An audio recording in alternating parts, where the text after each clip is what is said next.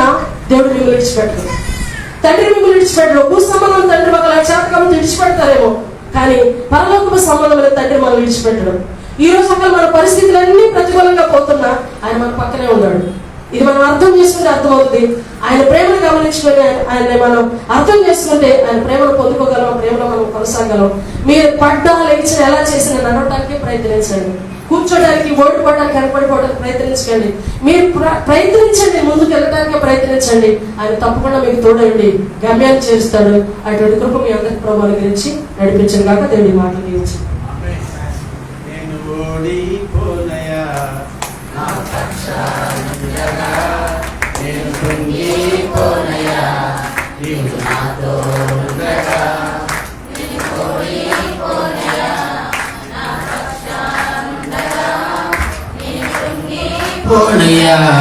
నువ్వు నాతో ఉండగా నిన్ను ఎక్కిన తోటనే మనసారా నవ్విదా.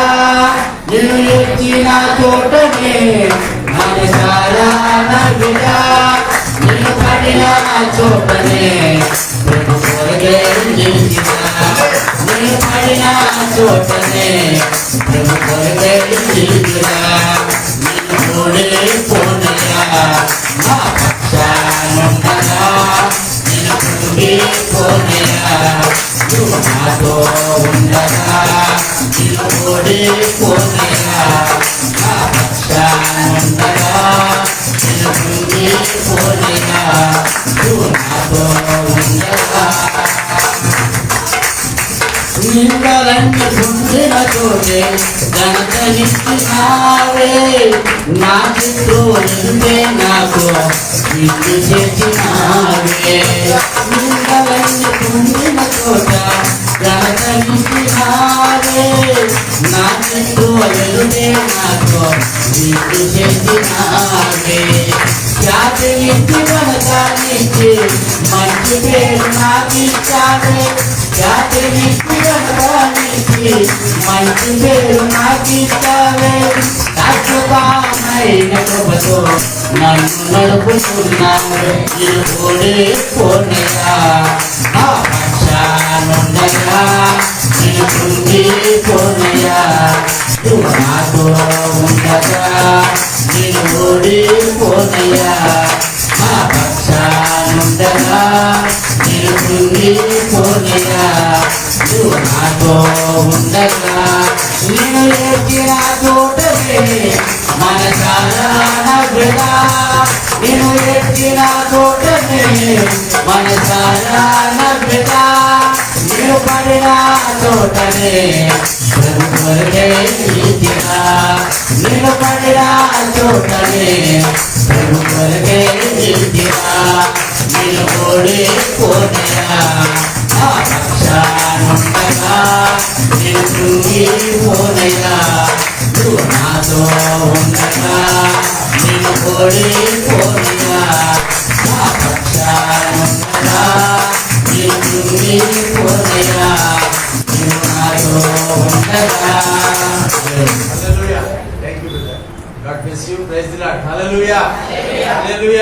మంచిది.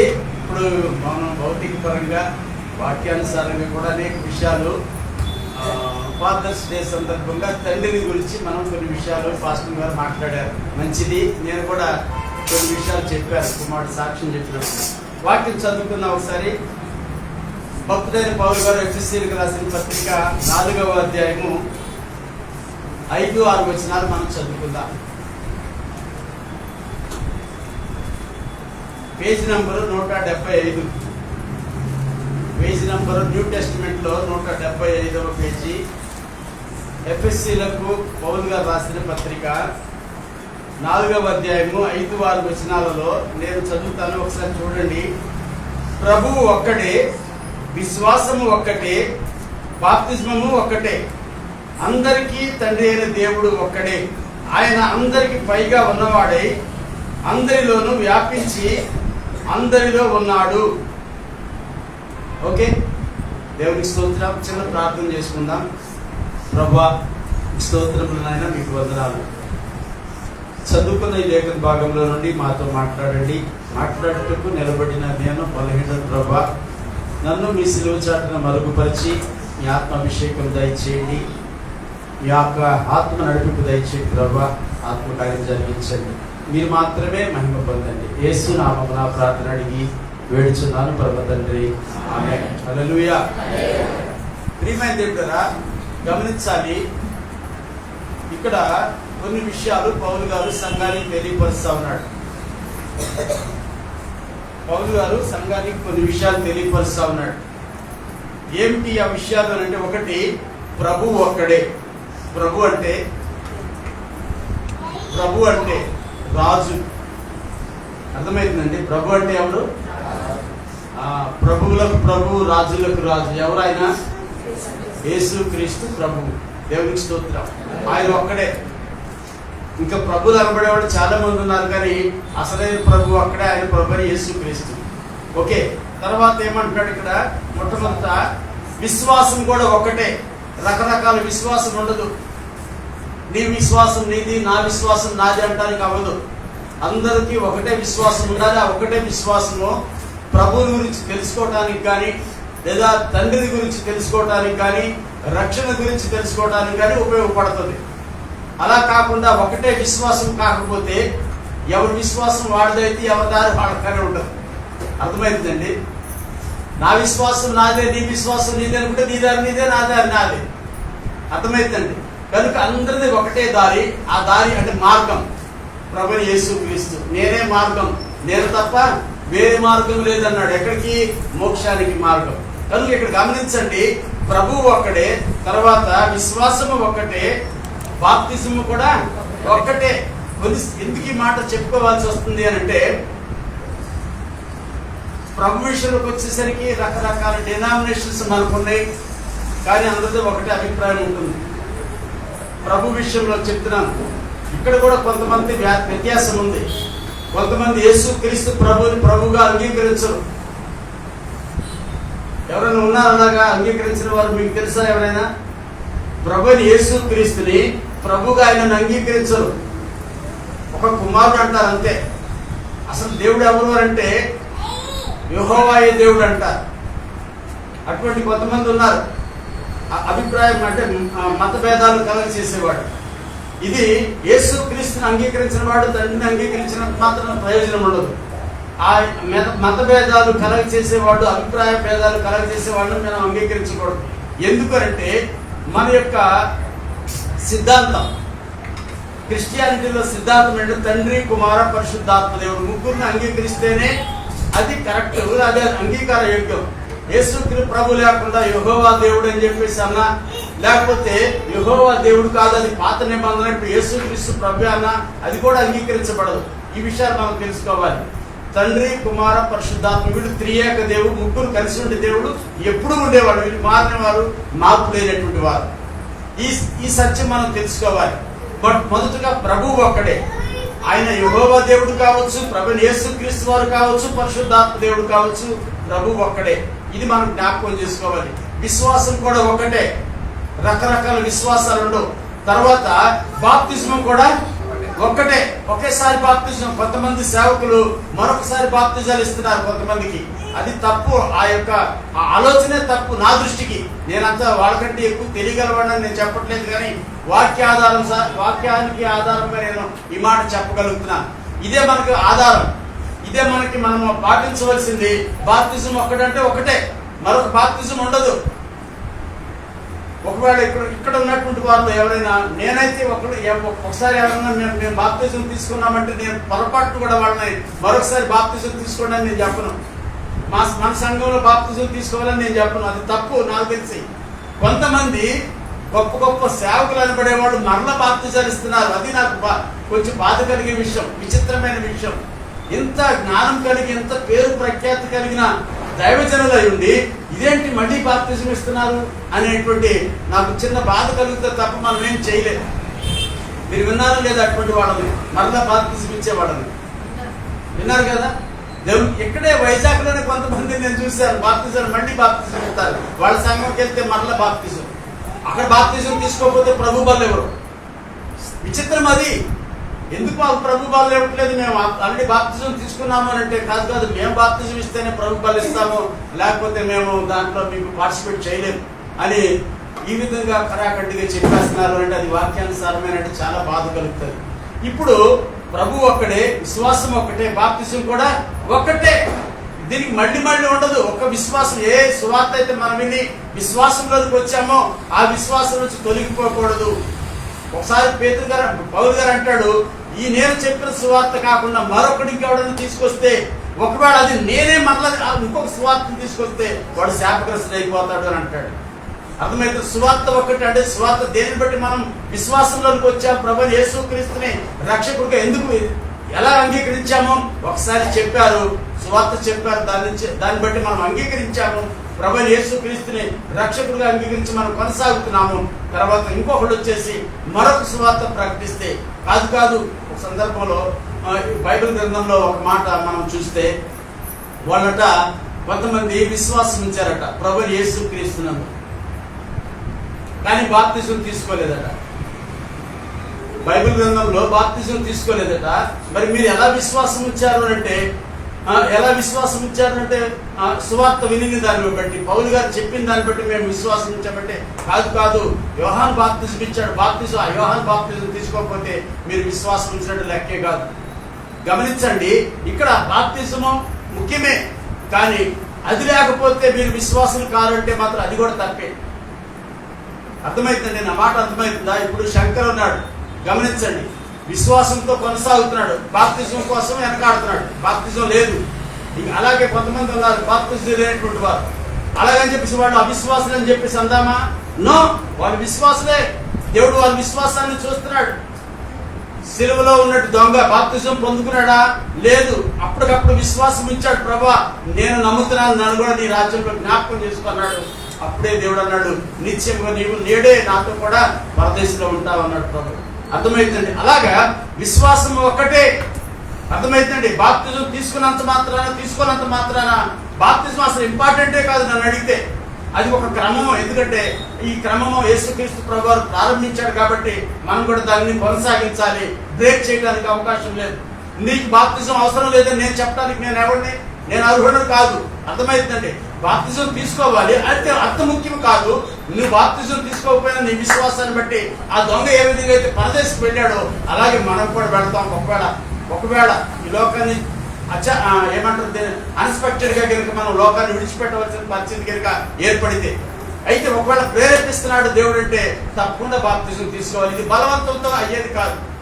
బాప్తిజం అనేది ఒత్తిడితో చేసే కార్యక్రమం కాదు. అందుకని చెప్తాం, బాప్తిజం ఒక క్రమం, సంఘ క్రమంలో ఉంటుంది. అదే మేము బోధిస్తాం తప్ప వేరేది మేము బోధించాం. అయితే గమనించండి, ఇక్కడ ప్రభు ఒక్కడే. గమనించాలి బ్రదర్స్, తర్వాత ఒకటే. తర్వాత చూడండి, తర్వాత ఏమంటాడు? అందరికీ తండ్రి అయిన దేవుడు ఒక్కడే. దేవునికి స్తోత్రం. చప్పట్లు కొట్టాలి.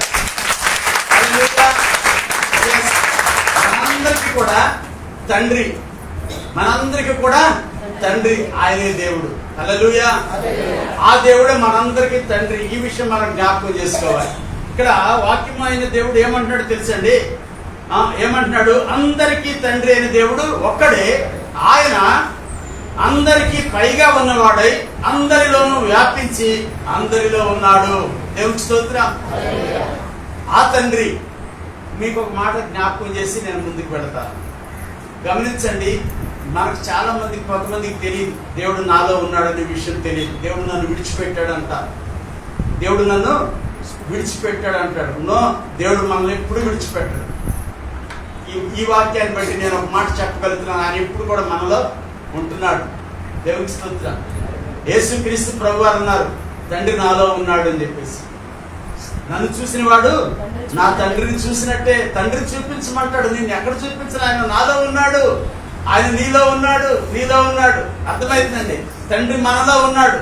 మనం నమ్మితే, మన విశ్వాసాన్ని బట్టి మనం నమ్మితే, ఎస్ నాలోనే ఉన్నాడు. ఒకసారి ఒక భక్తుడు అంటాడు కదా, ఒక సేవకుడు అంటాడు, లోకము దేవుని ఎక్కడెక్కడో వెతుకుతుందట. లోకం ఏం చేస్తుంది? చాలా మంది చాలా మంది దేవుడు నమ్ముకోక మునుపు లోక సంబంధంగా ఉండినప్పుడు దేవుడు వెతుకులాట్లు ఎక్కడికక్కడికో వెళ్ళేవారు. ఎక్కడున్నాడు అక్కడున్నాడు అని చెప్పేసి, అక్కడికి వెళ్తే కార్యాలు జరుగుతాయి, ఇక్కడికి వెళ్తే కార్యాలు జరుగుతాయి అని చెప్పేసి, ఈవెన్ అంటే క్రిస్టియానిటీలో కూడా, అంటే క్రైస్తవ సమాజంలో కూడా కొంతమంది ఏంటో తెలుసా, ఆ సంఘానికి పెడితే, ఆ సంఘానికి పెడితే, ఈ సంఘానికి పెడితే అనే మాటలు వింటూ ఉంటాం. చాలా విచారకరం. సంఘాలలో దేవుడు ఉండడు, సేవకులలో దేవుడు ఉండడు, మనలోనే ఉంటాడు. దేవుడికి స్తోత్రం. హల్లెలూయా. మన దేవుడు ఎక్కడుంటాడు? మనలోనే ఉన్నాడు. హల్లెలూయా, హల్లెలూయా. కనుక ప్రియమైనది, ఎక్కడెక్కడికో వెళ్ళాల్సిన పని లేదు. ఎవరినైతే మనం బయట వెతుకుతున్నామో ఆయన మన లోపలే ఉన్నాడు. దేవుడికి స్తోత్రం. హల్లెలూయా. అర్థమైందండి? ఎవరికైతే ఈ అవగాహన లేదు, దేవుడు నాలో లేడని వాళ్ళు బయట వెతుకుతూ ఉంటారు. అర్థమైందా? దేవుడు నాలో ఉన్నాడు, నీలో ఉన్నాడనే అవగాహన ఎవరికైతే ఉండదో వాళ్ళు మనుషులుగా ప్రేమించలేరు. నా మాట అర్థమైందండి? ప్రభు ఏం చెప్పాడు? నిన్ను వల్ల నీ పొరుగు వారిని ప్రేమించమంటున్నాడు. నీలోనూ దేవుడు ఉన్నాడు, తండ్రి ఉన్నాడు, ఆయనలో కూడా తండ్రి ఉన్నాడు. అందరిలో ఉన్నవాడు ఒక్కడే, ఆయనే దేవుడు. దేవుడికి స్తోత్రం. అందరిలోనూ ఉన్నవాడు ఎవరు? ఆ దేవుడే. ఆయన మనకు తండ్రి. నిన్ను నన్ను పుట్టించిన వాడు, కలగ చేసిన వాడు. కనుక గమనించాలి, ఆయన మన అందరిలోనే ఉన్నాడు అనే విషయం మనకు తెలియాలి. అయితే గమనించాడు, ఆయన ఎటువంటి వాడు? మన దేవుడు, మన తండ్రి ఎటువంటి వాడు? మనలో ఉన్న దేవుడు ఎటువంటి వాడు అనేది మనం జ్ఞాపకం చేసుకుంటే, ఒక మాటలో అంటాడు కదా, ఆయన చాలా కృపగలవాడు. అంటే ఒక మాట నేను చెప్పి ముగించేస్తాను. ఎంత కృపగలవాడు అని అంటే, మనలో ఏ ఒక్కరు కూడా, మనలో అంటే కేవలం ఇక్కడున్న వారిని కాదు, భూమి మీద మనుషులుగా ఆయన పుట్టించిన వారు, ఆయనే పుట్టించాడు. ఆయన లేకుండా ఏది కలగలేదు. కలిగి ఉన్నదంతా కూడా ఆయన ద్వారా, ఆయన మూలంగానే కలిగింది. అర్థమైందండి నా మాట? దేవుడు మనందరిని కలగ చేశాడు, సమస్తం కూడా కలగ చేసిన దేవుడు ఆయనే. అయితే ఆయన లేకుండా ఏది కలగలేదు అనే సత్యము మనకు తెలియాలి. అయితే భూమి మీద ఎవరైతే మనుషులుగా ఉన్నారో వారందరూ కూడా ఆయనే పుట్టించాడు. అర్థమైందండి? అందరు కూడా ఆయనే పుట్టించాడు. ఆయన పుట్టించిన తన ప్రజల్లో, తన మనుషులలో, తన బిడ్డలలో ఏ ఒక్కరు నశించిపోవటము, నరకానికి పోవటము దేవునికి ఇష్టము కాదు. దేవునికి స్తోత్రం. హల్లెలూయా. మనందరికి తెలియాలి ఒక సత్యము, నరకమున్నది, పరలోకమున్నది. నరకమున్నది, పరలోకమున్నది. అయితే గమనించండి, ఈ సృష్టిని దేవుడు బాగు చేయక మునుపు ఈ సృష్టి పాడైపోయింది. అర్థమైందండి? ఆది కాండంలోకి వెళ్ళి మనం చూసినట్లయితే, ఆది యందు దేవుడు భూమి ఆకాశములను సృజించానంటే ఆయన అక్కడ కలిగి చేశాడు. 2వ వచనంలోకి వచ్చేసరికి అది ఎలాగైపోయింది? నిరాకారం అయిపోయింది, శూన్యం అయిపోయింది, అంటే పాడైపోయింది. ఈ పాడైపోయినప్పుడే దేవుడు నరకాన్ని కూడా కలెక్ట్ చేశాడు. సృష్టి పాడైపోయినప్పుడు దేవుడు ఏం చేశాడంటే నరకాన్ని కూడా కలెక్ట్ చేశాడు, పరలోకాన్ని కూడా కలెక్ట్ చేశాడు. గమనించాలి. ఇక్కడ ఒక మాట మీకు చెప్తున్నాను. అయితే ఈ నరకము, ఈ పరలోకము ఎవరి కొరకంటే, సృష్టిని బాగు చేసిన తర్వాత, 6 దినాలలో సమస్తము క్రమంగా చేసిన తర్వాత, ఏడో దినాన ఆయన ఏం చేశాడంటే విశ్రాంతి తీసుకున్నాడు. ఈ విశ్రాంతి కంటే ముందు 6వ దినాన్ని మనుషులు కూడా కలెక్ట్ చేశాడు. అబాధములు కలెక్ట్ చేశాడు. ఎలా కలెక్ట్ చేశాడు? తన స్వరూపంలో, తన పోలికలో, ఆయనలో ఉన్న ఊపిరి నరులో పెట్టాడు, మనుషులో పెట్టాడు. అర్థమైందండి? నరుడు కూడా, మనుషుడు కూడా ఏమయ్యాడు? జీవాత్మ అయ్యాడు. అంటే ఆయన దేవుని పోలిక, దేవుని ఆత్మ మనలో పనిచేస్తా ఉంది. అర్థమవుతుందా? హలో, అర్థమైంది? దేవుని పోలిక మనలో ఉంది, పెట్టాడు. ఆయనలో ఉన్న ప్రాణం, ఆయనలో ఉన్న ఆత్మ మనలో పెట్టాడు. అర్థమవుతుందా? ఆయన ఆత్మ కలిగిన వారంగా మనం కొనసాగుతున్నాం. మనలో ఏ ఒక్కరు కూడా నరకానికి పోవటానికి మనం నిర్మించుకోలేదు, మనం కలగ చేసుకోలేదు. మనం ఎందుకు కలగ చేసుకున్నాడు, ఎందుకు పుట్టించాడు, ఎందుకు మనుషులుగా భూమికి పంపించాడు అంటే ఆయనతో కలిసి ఉండటం కోసమే. భూమి మీద మనం ఆయనను సేవించడం కోసం, ఆయనతో సహవాసంలో ఉండటం కోసమే దేవుడు మనల్ని పుట్టించుకున్నాడు.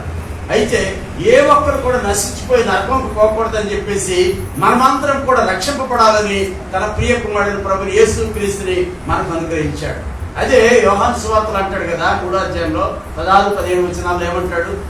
దేవుడు లోకమును ఎంతో ప్రేమించెను, కాగా తన అద్వితీయ కుమారునిగా పుట్టిన వాని యందు విశ్వాసముంచు ప్రతి వాడును నశింపక ఆ నిత్య జీవ ఆఖరి గోల్, అల్టిమేట్ గోల్ ఏంటంటే దేవుని ఉద్దేశము, ఆ తండ్రి ఉద్దేశం ఏంటంటే మనలో ఏ ఒక్కరూ నశించిపోకుండా ఆ నిత్య జీవంలో ఉండటం కోసమే దేవుడు తన ప్రియ కుమారుడు ప్రభువైన యేసుక్రీస్తుని మన కొరకు అనుగ్రహించాడు.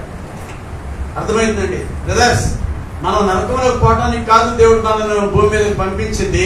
అయితే భూమి మీద మనం చేయవలసిన పని ఏంటంటే ప్రభువైన యేసుక్రీస్తునందు విశ్వాసం ఉంచాలి. ఆ విశ్వాసం ఒక్కటే, ప్రభు ఒక్కడే, విశ్వాసం ఒక్కటే, బాప్తిజం ఒక్కటే, తండ్రి అయిన దేవుడు కూడా ఒక్కడే. ఈ తండ్రి అయిన దేవుని ప్రణాళిక ఏంటంటే భూమి మీద మనము బ్రతికి ఆయన నామం విని దేవుని గురించి తెలుసుకొని ప్రభువైన యేసుక్రీస్తులో మనం రక్షణ పొందాలని, ఏమండి యేసుక్రీస్తు మార్గంలో మనం జీవించాలని ఆ తండ్రి ఉద్దేశం. తర్వాత అన్ని నిత్యజీవంలో ఉండటం దేవుని యొక్క ప్రణాళిక మన పట్ల, దేవుని యొక్క ఉద్దేశమై ఉంటుంది. అయితే గమనించండి, దేవుడు ఎటువంటి వాడు అనే మాట గురించి నేను ఈ మాటలన్నీ చెప్పవలసి వచ్చింది. మన దేవుడు ఎటువంటి వాడు అంటే మనల్ని ప్రేమిస్తున్నవాడు, మనను ప్రేమిస్తున్నవాడు. మనలో ఏ ఒక్కరు నరకం పోవటానికి కాదు. నరకం ఎవరికో తెలుసా? నరకం ఎవరికంటే నేను ఒక మాటలో మీకు ముందు చెప్పేస్తాను. సృష్టిని ఎవరైతే పాడు చేశారో, ముందు ఆయన సృష్టిని కలగ చేశాడు. కలగ చేసిన సృష్టి రెండో వచనంలోకి వచ్చేసరికి అది నిరాకారం అయిపోయింది, పాడైపోయింది, శూన్యమైపోయింది. దానిని మళ్ళా దేవుడు క్రమపరిచాడు. ఎవరైతే పాడు చేశారో వారి కోసం దేవుడు నరకాన్ని కలగ చేశాడు. నా మాట అర్థమైంది బ్రదర్స్? సృష్టి నరకము నీ కోసం నా కోసం కాదు, కానీ మన కొరకు నిత్యజీవం దాచబడి ఉన్నది. దేవుడు మన కొరకు నిత్యజీవం కొరకు మనను సిద్ధపరుస్తున్నాడు. అయితే ఈరోజు రక్షింపబడిన మనము నిజంగా చాలా అదృష్టవంతులము. రక్షణ లేనటువంటి వారు కూడా రక్షింపబడాలని దేవుడు ఆలస్యం చేస్తున్నాడు. అర్థమైందండి? రక్షణ లేనటువంటి వారు కూడా రక్షింపబడి ప్రభువైన యేసుక్రీస్తుని రక్షకుడిగా అంగీకరించాలని మాత్రమే ఆయన చూస్తా ఉన్నాడు. ఎవరైతే అంగీకరిస్తున్నారో, యేసుని అంగీకరిస్తున్నారో వాళ్ళకి తప్పకుండా నిత్యజీవం ఉంది. దేవునికి స్తోత్రం. అయిపోయింది. తర్వాత ఒక మాట చూద్దాము. గలతీ పత్రిక 1వ అధ్యాయము 4-5 వచనాలు చదువుతాం. కొత్తగా చూడండి. నేను ఒక మాట, ఈ మాట చూపించి నేను ముందుకు వెళ్తాను.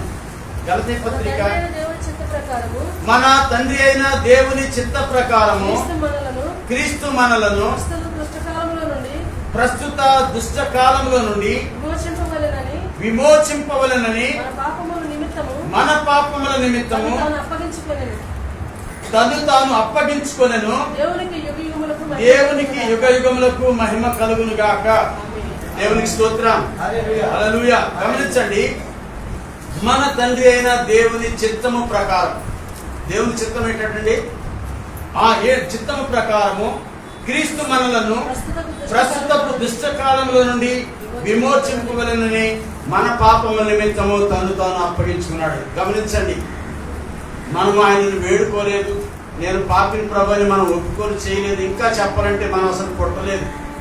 పుట్టక మునిపే 2025 సంవత్సరాల క్రితమే యేసుక్రీస్తు ప్రభువారు మన కొరకు ప్రాణాలు పెట్టారు, ప్రాయశ్చిత్తం జరిగించాడు. అర్థమైందండి? అయితే ఇప్పుడు యేసుక్రీస్తు ప్రభువారు మన కోసం ఏం చేశాడు అనేది తెలిసిన తర్వాత తప్పకుండా మనం ఆయనను అంగీకరించాలి. ప్రభా, నేను పుట్టక మునిపే నా పాపముల కొరకు తెలిసి చేసిన ప్రతి పాపం కొరకు నువ్వు ప్రాయశ్చిత్తం జరిగించావు, నీకు స్తోత్రం ప్రభా.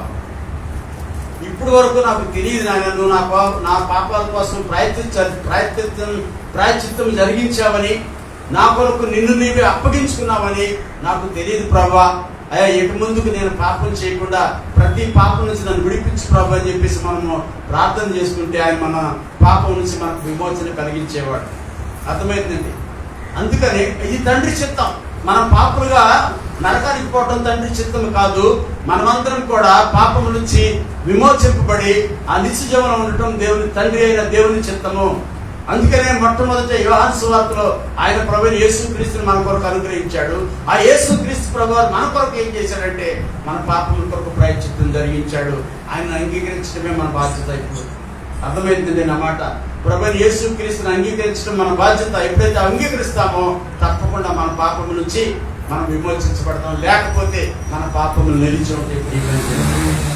యేసుక్రీస్తు ప్రభువుని రక్షకుడిగా మనం అంగీకరించిన పరిస్థితులలో తప్పకుండా తప్పకుండా మన పాపంలో నిలిచి ఉంటాయి. ఎందుకంటే ఆయన రక్షకుడు ఉన్నాడని, మనకు విమోచకుడు ఉన్నాడని మనకు తెలిసి కూడా మనం ఆయన అంగీకరించకపోతే మన పాపములు నిలిచి ఉంటాయి. కనుక తెలిసిన తర్వాత మనం ఆయన అంగీకరించాలి. అందుకొరకే దేవుడు, తండ్రి అయిన దేవుడు ఆయనను మనకు అనుగ్రహించాడనే విషయం మొదట మనం చెప్పుకున్నాం.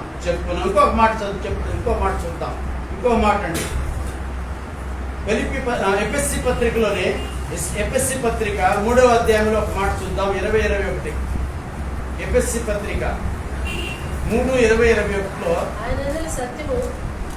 మనలో అయితే మీరు యేసుని గురించి, ఎఫ్ఎస్సి పత్రిక 3వ అధ్యాయము 20-21 అయితే మీరు మనలో కార్యసాధకమైన తన శక్తి చొప్పున మనము అడుగు వాటి కన్నిటికంటేను ఊహించి వాటి కన్నిటికంటేను అత్యధికంగా చేయ శక్తి గల దేవునికి క్రీస్తు యేసు మూలముగా సంఘములో తరతరములు సదాకాలము మహిమ కలుగును గాక. దేవునికి స్తోత్రం, హల్లెలూయా. గమనించాలి, ఇక్కడ ఒక మాట మనం ఎక్కువగా నేను వివరించగానే ఒక మాట చెప్తాను. మనం అడగాలటండి, అడుగు వాటి కంటేను ఊహించు వాటి కంటేను అత్యధికంగా చేయగలిగిన శక్తి ఆయనకున్నది. మనం అడిగి పొందుకోవాలి. మొట్టమొదట మనం ఏం అడగాలి అంటే, ప్రభా నన్ను పాపం నుంచి విడిపించండి నాయన. గమనించాలి, మనకి ఎన్ని ఘనతలు లేకపోతే ఎంత ఐశ్వర్యం ఉన్నా పాపం మనలో ఉంటే మనకు మనశ్శాంతి ఉండదు, నెమ్మది ఉండదు, ప్రియమైనది ఉండదు. గమనించండి, పాపం కనుక మనలో ఉందంటే మనకు నెమ్మది ఉండదు, మనశ్శాంతి ఉండదు. ఎప్పుడైతే పాపం లేకుండా మనం ఉంటామో మనకు గొప్ప నిబ్బరం కలిగి ఉంటాం, నెమ్మది కలిగి ఉంటాం, శాంతి సమాధానం కలిగి ఉంటాం, ప్రియమైనది. కనుక మొట్టమొదటి నేను చెప్పాను కదా, ప్రభువైన యేసు క్రీస్తు వారు నా పాపముల కొరకు ప్రాయశ్చిత్తం జరిగించాడు అని మనం అంగీకరించాలి, నమ్మాలి. అది విశ్వాసము. నోటితో ఒప్పుకోవాలి.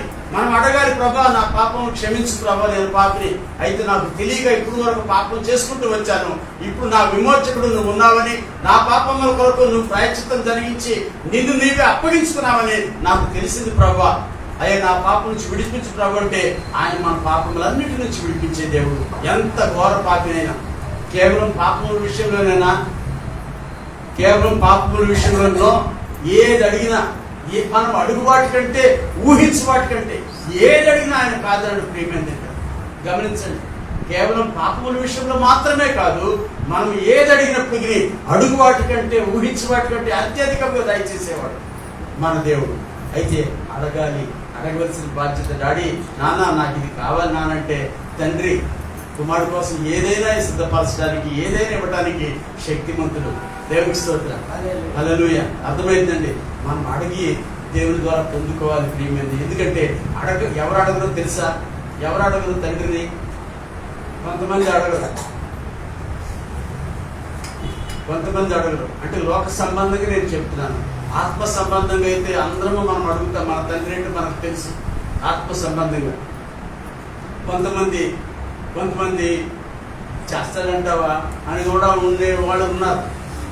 కొంతమంది ఇది ఎలాగవుతుంది, ఇది చేయగలడా దేవుడు అన్నట్టుగా ఉంటుంది, చేయగలడా అనేటువంటి మాటలతో మాట్లాడుతూ ఉంటారు.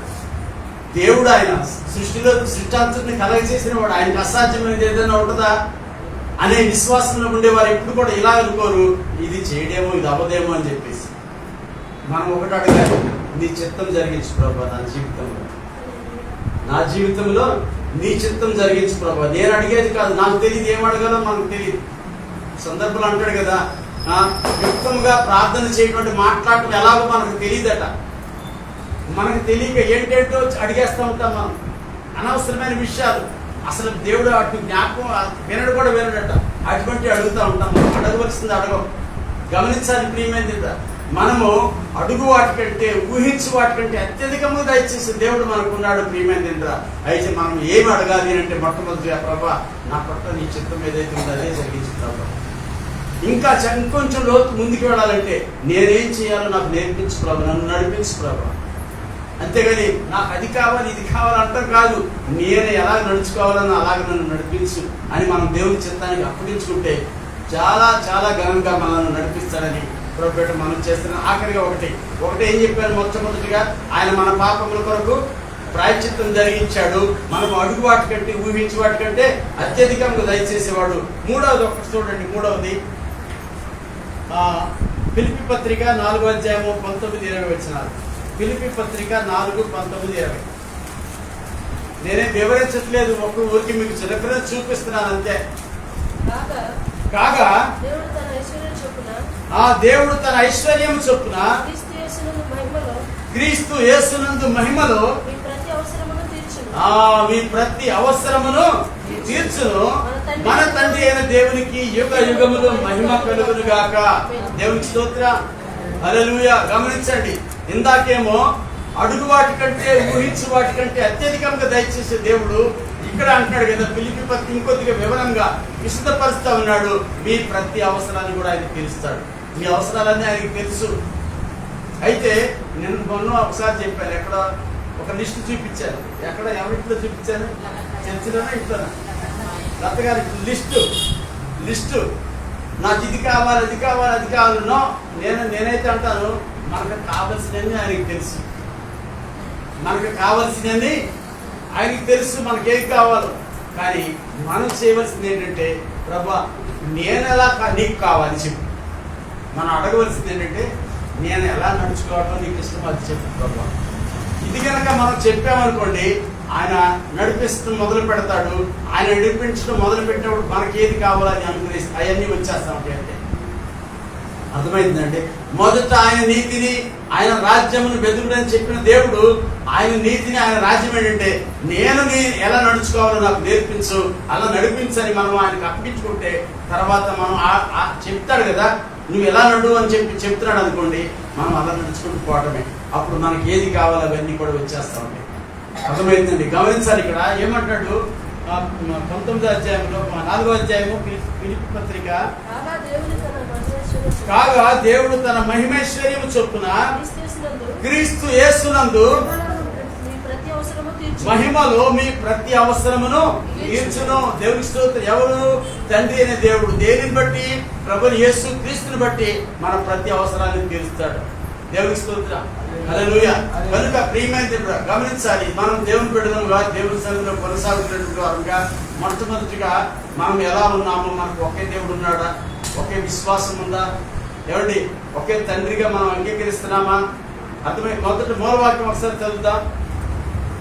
మూలవాక్యం ఎఫెసీ పత్రిక 4వ అధ్యాయము 5-6 కనుక మనం చూస్తే, ఎఫెసీ పత్రిక 4:5-6 ప్రభువు ఒక్కడే, ప్రభువు ఒక్కడే, విశ్వాసము ఒక్కటే, బాప్తిస్మము ఒక్కటే, అందరికీ తండ్రి అయిన దేవుడు ఒక్కడే. ఆయన అందరికీ పైగా ఉన్నవాడై అందరిలోనూ వ్యాపించి అన్న దగ్గర ఒకటి ఉంది చూడండి,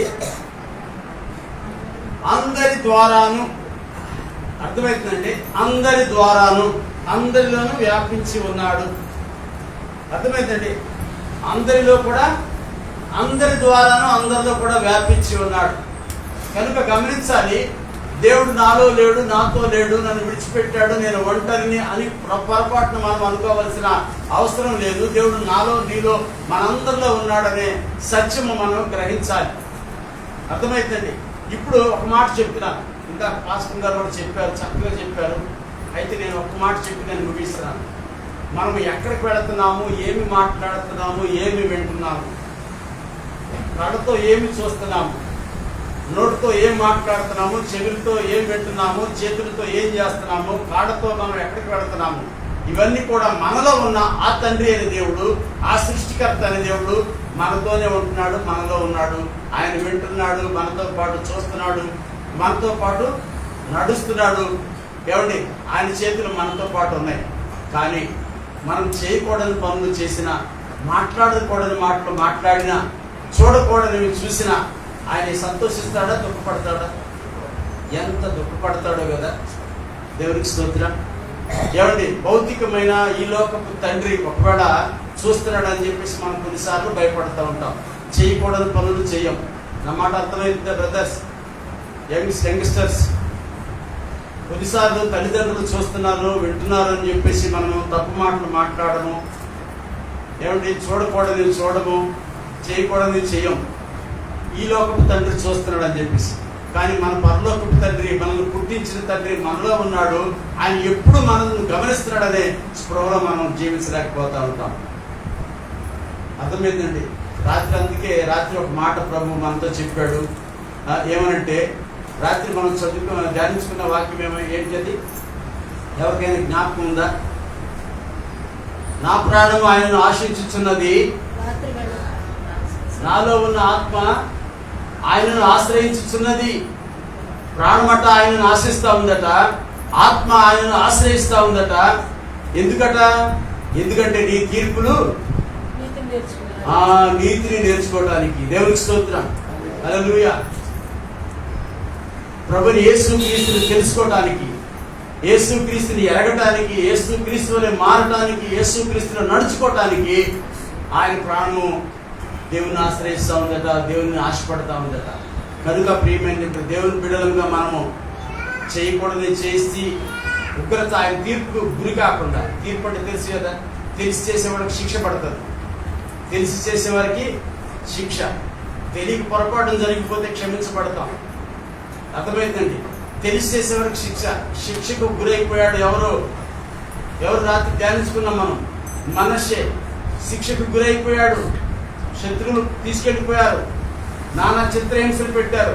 దేవుని సన్నిధిలో ఒప్పుకున్నాడు, అన్ని పాపాలు ఒప్పుకున్నాడు, క్షమించబడ్డాడు. మరలా యెరూషలేముకు తీసుకురాబడ్డాడు. ప్రియమైన గమనించాలి, మనము ఆ విధంగా శిక్షకు పాత్రలు కాకూడదు. మనము కనికరానికి లేదా కృపకు పాత్రలు కావాలని మాత్రమే ప్రభువుని మీకు మనం చేస్తా ఉన్నాను. అర్థమైందండి? దేవుని కృపకు మనం పాత్రలం కావాలి, దేవుని కృప పొందుకోవాలి, ఆయన కనికరం మనం పొందుకోవాలి, ఆయన దయ మనకు కావాలి. మనం వదిలితూ ఉంటాం. కానీ ఎప్పుడైతే దేవుని మాటలను మనం నిర్లక్ష్యం చేస్తామో, తండ్రిని తండ్రిగా సన్మానించమో, గౌరవించమో, ఆయన మాటకు విధేయత చూపించమో, తప్పకుండా మనం చేయకూడని పనులు చేస్తాము, నడవకూడని దాన్ని నడుస్తాము. దేవుని ఉగ్రత మన మీదకి వస్తుంది. ప్రియమైన మనను ఆయన బలవంతం చేయడు, మనలోనే ఉంటాడు. గమనించండి, తండ్రి అయిన దేవుడు మనలోనే ఉంటాడు, మనల్ని ఎప్పుడు బలవంతం చేయడు. మనకు స్వాతంత్రం ఇచ్చాడు, స్వేచ్ఛనిచ్చాడు. మంచి చేశామా, మంచి ప్రతిఫలం మనం పొందుకుంటాం. చెడు చేశామా, చెడు ప్రతిఫలం మనం పొందుకుంటాం. ఏది విత్తుతామో అదే పంట మనం కోసుకుంటాం. మనము చెడుని విత్తమని దేవుడు ఎప్పుడు చెప్పడు. ప్రియమైన దేవుడి బిడ్డలకు చెడుని విడిచి మంచి మార్గంలో నడుచుకోవాలని మాత్రమే తండ్రి దేవుడు మనను ప్రేరేపిస్తూ ఉంటాడు. ఆయన ప్రేరేపణకు లోబడి చెడుని మనం, అపవాదిని మనం తిరస్కరించామనుకోండి, దేవుడు మన పట్ల ప్రభు చూపుతాడు, మనకు సహాయం చేస్తాడు. అటు కృప ప్రభు మనందరికీ అనుగ్రహించి నడిపించును గాక. ఆమె ప్రార్థన చేసుకుందాం. వాక్యాన్ని బట్టి ఒకరు ప్రార్థన చేయాలని ప్రభు మీకు మనం చేస్తా ఉన్నాను. మన మధ్యలో ఉన్న సహోదరి హేమలత గారు ప్రార్థన చేద్దాం.